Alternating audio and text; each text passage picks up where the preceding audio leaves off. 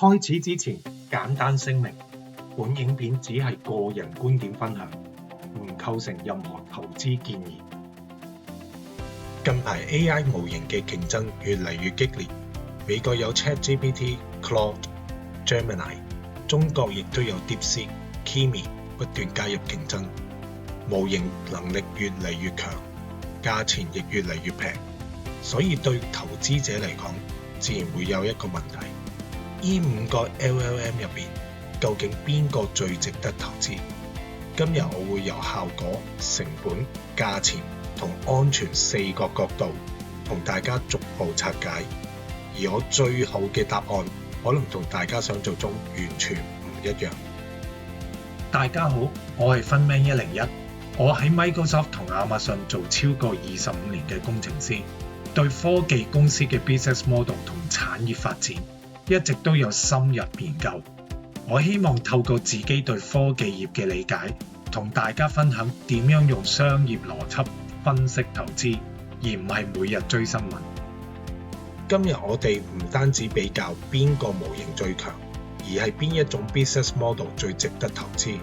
如果要喺5個 LLM 入邊揀，第一個直覺可能係揾最勁嗰個，邊個模型能力最高，邊個 benchmark 做到第一。但我做科技投資，從來唔會因為一件產品做到全世界第一，就立即認為背後間公司值得長線投資。因為產品非常成功，同背後間公司係唔係一個好投資，其實係兩回事。作為投資者，我更加關心嘅係你做到第一之後，有冇能力將呢個優勢長期變成盈利。ChatGPT 推出更強嘅模型 ，Claude 同 Gemini 就追上去。當其中一個模型某啲能力做得更好，其他模型又繼續提升，而 DeepSeek 同 Kimi 加入競爭之後，更加將成本同價錢帶入戰場。表面上5個模型鬥緊邊個最強，但從投資角度嚟講，我見到嘅反而係而家唔同模型各有強項，但暫時未有一個可以長期拋離其他對手。同時，使用 LLM 嘅價格不斷下降。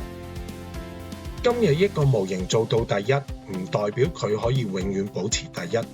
競爭對手追上嚟之後，再用更低價錢搶客，原本嘅領先者亦可能要減價。所以即使你做到第一，我仍然要問，你可以維持幾高嘅價格，保持幾高嘅 profit margin， 客戶又有幾難轉用另一個模型。所以 LLM 呢一層開始出現一個我做長線投資非常唔中意見到嘅一個現象，商品化。去到 B2B 世界，呢個問題更加明顯。一間企業真正想要嘅係咪1000萬個 token？ 當然唔係。企業真正關心嘅係你可以幫我增加幾多收入，減少幾多成本，提升幾多工作效率，同埋你究竟解決咗邊一個 business problem。當越嚟越多 LLM 都可以完成相類似嘅工作，企業自然就會比較邊個效果最好，邊個成本最低，邊個價錢最平，同埋邊個嘅資料安全、私隱同監管方面最可靠，尤其係企業客戶。但企業對 LLM 嘅資料安全同私隱保障嘅方面，目前仍然有疑慮，亦需要時間去建立信任。LLM 供應商需要經過多年實際驗證，先可以證明佢哋真正重視同保護客戶資料。所以單靠模型本身，仍然未必足以形成一個長期而不可取代嘅護城河。當客戶有越來越多嘅選擇，而對企業嚟講，要同時試用幾個模型，或者由一個轉去另一個，亦變得越來越容易。LLM 公司為咗搶客，就更加容易出現價格競爭。即使使用量不斷上升， profit margin 仍然可能受到壓力。所以大家要留意，需求不斷增長，唔代表提供產品嘅公司一定擁有定價權。一個行業可以非常重要，但產業創造出嚟嘅價值未必由模型供應商自己賺走。我反而更加留意另一種 business model，有一類公司本身已經擁有成熟嘅產品、服務、客戶關係同 business ecosystem， 佢哋唔一定要靠出售 token， 直接從 AI 賺錢。佢哋可以將 AI 變成一個工具，加入原本嘅產品同服務入邊，幫客戶提高收入、降低成本或者提升工作效率。